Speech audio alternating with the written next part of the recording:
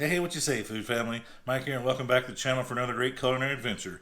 Today we're keeping our cooking techniques right here at home, but we're bringing our flavors all the way over from South Korea because we're making slow cooker shredded beef bulgogi, some garlic herb roasted potatoes with a spicy gochujang ketchup, and we'll finish the meal off with some Korean cheesy corn so good you won't know what to say. Now, while these dishes are all simple in themselves, there's a bit of work to do, so there's nothing left to say but let's get cooking.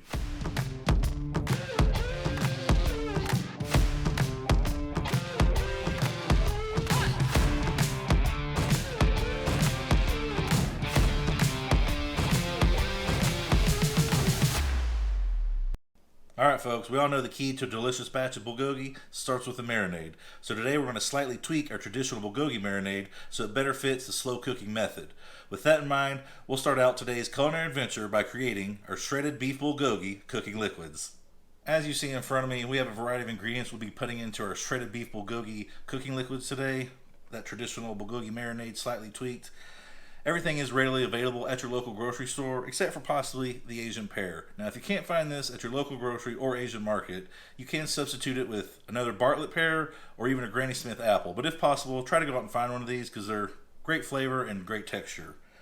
So with that out of the way, let's get to making our marinade slash cooking liquids, and I'll explain each ingredient as we go along. Alright folks, we'll keep things simple and make this marinade slash cooking liquids in our blender today. We'll start out with that Asian pear. All I did was core it, and I'm using about half to 3/4 of it in the pot. Next we got a half an onion. The other half will be used in the slow cooker. We'll follow it up with a half a bunch of green onions. Like the other onion, the rest will be used in the slow cooker. We got some brown sugar, a whole bunch of garlic, some soy sauce, a little sesame oil, and of course our gochujang.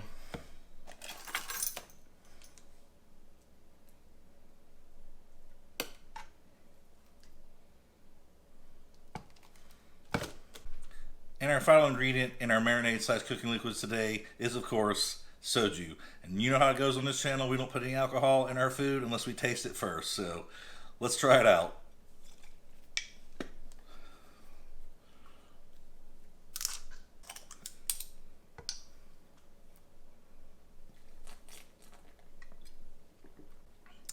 Absolutely amazing. This stuff's addictive, so be careful. Now, one quick thing, if you don't want to add alcohol to your marinade slash cooking liquids, you can substitute that soju with some pineapple juice. Those enzymes in that pineapple actually help break down the meat just as that soju does, or rice wine if you're using that instead. So we'll put this in the blender, get it mixed up, and we'll come back and add one final secret ingredient.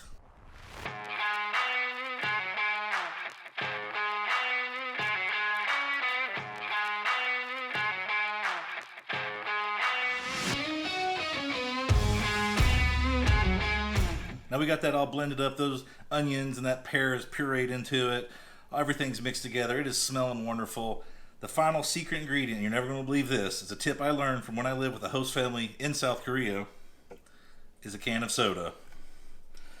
Now we don't want to put that in the blender before because it will obviously fizz up and make a huge mess. So we're just going to add our soda. We'll grab a spoon, stir this in by hand. That's that final bit of sweetness that really makes this bulgogi stand out. Alright folks, let's get this slow cooker shredded beef bulgogi started. Now, as you can see in front of me, I got a liner in my slow cooker. I'm just lazy and that helps with cleanup, so you don't have to use one if you don't want to. Other than that, like I said earlier with the marinade slash cooking liquids, we got the other half of that onion, and this was a big daddy. I'm just going to place these on the bottom of the slow cooker, kind of like a layer, just so the meat's not directly on the bottom. You don't have to be fancy about it by any means, just creating a barrier from the very bottom of the slow cooker. And the next step we're going to do is add our chuck roast. Now I got a 4-pound chuck roast here. You guys see lots of nice marbling of fat in there. Lay that right on top of those onions. And like the marinade again, the other half of those green onions, I'm just going to sprinkle on top.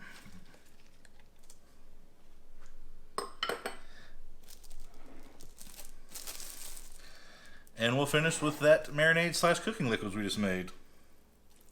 Pour the whole thing in there. It should basically cover the roast.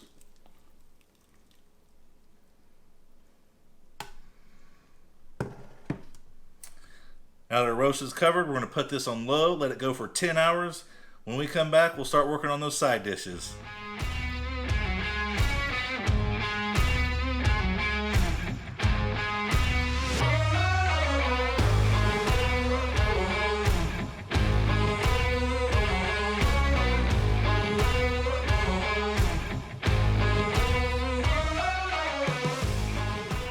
Alright folks, welcome back.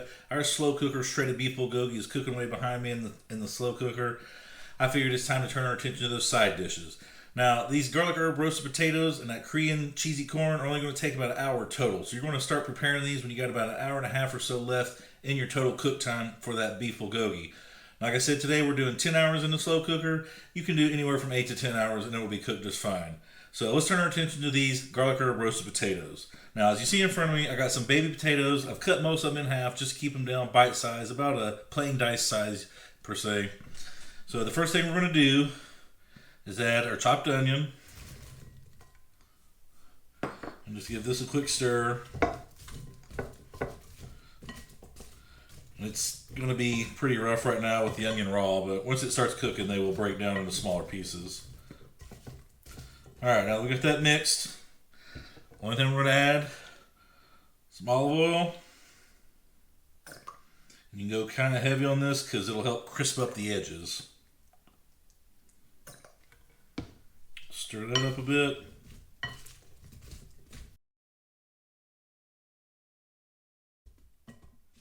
Alright, with all that coated, simply we're going to add some salt and pepper. Now I'm actually going to use a salt, pepper, garlic mix today, but regular salt and pepper is fine.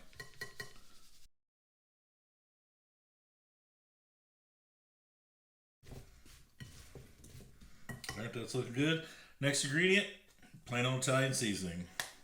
It's a good mixture of herbs, so I found it works great for this recipe, these garlic herb roasted potatoes.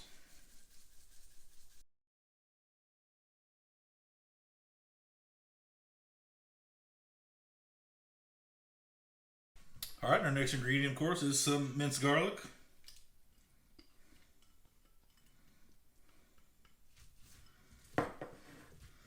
Stir that in and around. Now this pretty much completes the basic version of these garlic herb roasted potatoes, but I thought we're doing something special today. Let's kick it up an extra notch. And I got one more secret ingredient for you guys. Can you guess what it is? Now, like any great kitchen out there, and you know how I roll, you keep a jar of bacon fat in the fridge. So I've melted a couple tablespoons of bacon fat. We're just going to add that right to these potatoes. Talk about crisping up and adding that extra layer of flavor. These are going to be good.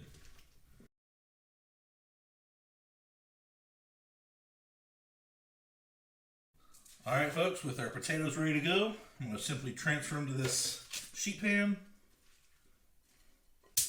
And this just gives more surface area so they'll roast better, get a little more crisp on the outside. All that delicious garlic and oil and bacon fat in there. Spread them out.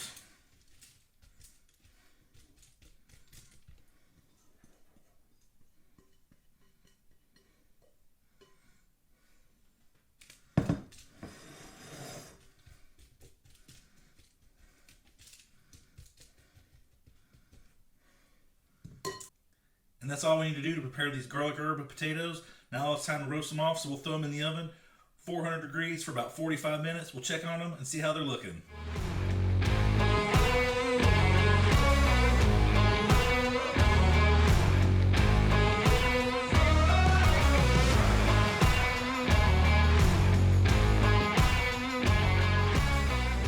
Alright folks, as you can see in front of me, those garlic herb potatoes have roasted for 45 minutes at 400 degrees in the oven. We're going to set these to the side, but keep your oven turned on at 400 degrees because we're going to turn our attention to that Korean cheesy corn, and it's going right back in there, same temperature, so stand by. Alright folks, with our oven still heated to 400 degrees, I'm going to go ahead and take this cast iron pan with just a little bit of bacon fat in there to oil it up. We're going to stick this in the oven just to preheat the pan as we prepare the cheesy corn. So let me get this in the oven. I'll be right back. Alright, as you can see in front of me, we're going to start off with some corn, obviously. Now I'm using 2 cans of corn. If you're using fresh corn, 1 can equals 2 ears of corn. So keep that in mind when you check the recipe, which is linked in the description below. So first we'll start off with our corn. It's been drained. I want to add some mayonnaise. Stir that in.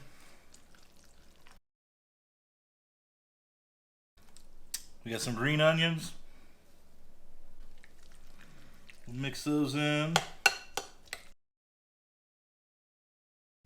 Now I'm just add just a touch of sugar to enhance the natural sweetness of the corn itself. Don't go overboard with it. If you're using canned corn and it's packed in a sugar brine, then don't add this extra sugar because it'll be too sweet. Mine was just plain corn with water, so I'm gonna go ahead and add that touch of sugar to sweeten things up.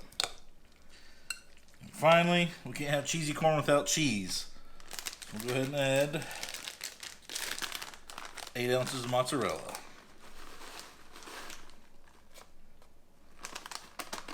I'm talking cheesy corn, folks.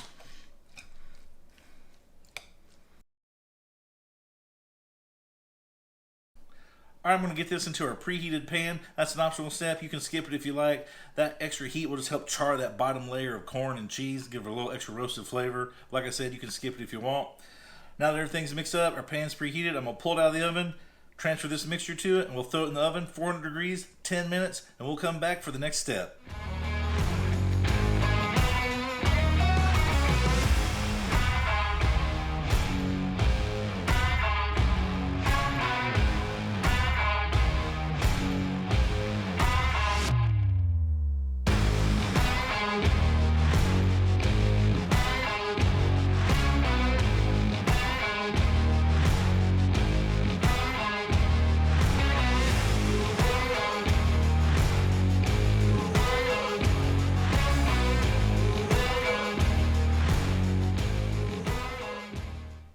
Alright, as you can see, folks, our cheesy corn is baked in the oven at 400 degrees for 10 minutes. Everything is melted, ooey gooey, looking delicious. We've turned our oven over to broiler mode. We're going to throw it back in for 2 to 3 minutes just to brown the top up and finish off this Korean cheesy corn.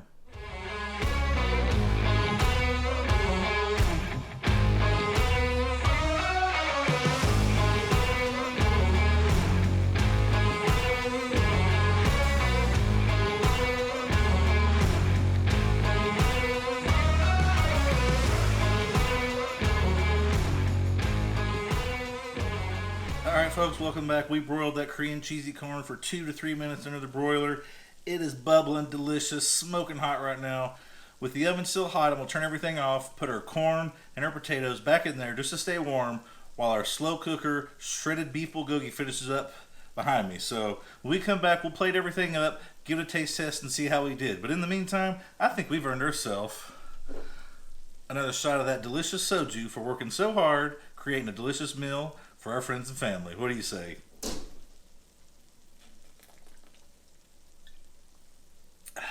Yeah, that's the stuff. See you in a few. Alright folks, our slow cooker shredded beef bulgogi is finally finished cooking after 10 hours. Let's pull that out of the slow cooker, shred it up, plate that up with our potatoes and cheesy corn we made earlier. Give everything a taste test and see how we did.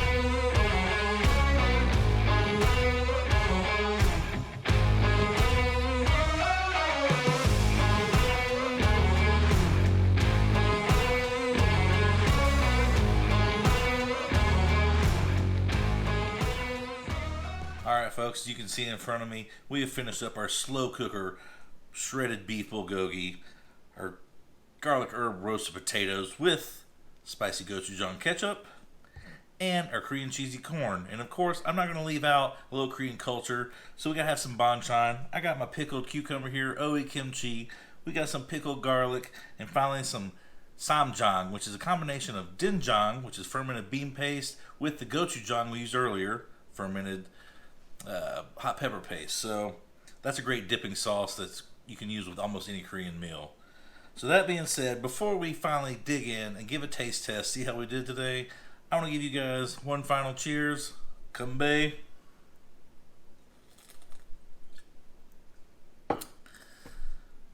So now let's see how we did. We're going to start off with the potatoes, of course. Let me put a little of this ketchup on there. Spicy gochujang ketchup, which I didn't make here today, of course, but it will be linked in the description below.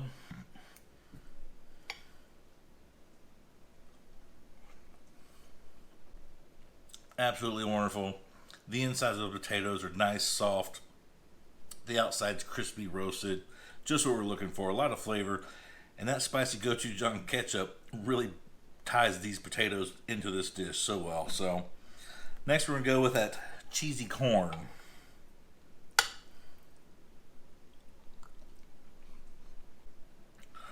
Creamy, cheesy, delicious. I don't know who came up with this, but it is where it's at. You could put that with almost any meal and you'll be enjoying your life. So that leaves one thing left to taste. The main attraction of today's video are slow cooker Korean shredded beef bulgogi.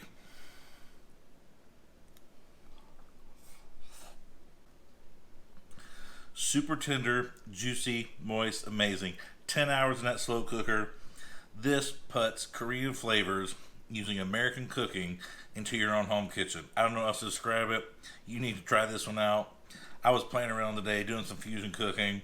Korean food is one of my favorite things in the world. It's so delicious. There's nothing to be afraid of. There's some wild flavors in there, but it's so good you just can't deny it. I tweaked some of my recipes, but everything you see here today will be linked below. A basic recipe so you can get started on making your next Korean meal at home. If you like what I made here today, be sure to give this video a thumbs up, leave a comment below. That tells YouTube you really like what I'm putting out there, doing this fusion cooking, changing things up, not what everybody else out here on YouTube does. I like these Korean flavors. They're amazing, they're delicious. Using simple American cooking techniques, there's no way to beat this meal, folks. So, until next time, kanbae. And Mike here signing off. Just keep cooking. Alright folks, I got a freak update here. I thought everything on this plate we cooked here today is absolutely amazing. These banchan are prepared on the side. Might just top it off. This oe kimchi. Crispy pickled cucumber. And the mono garlic. Pickled gochujang garlic.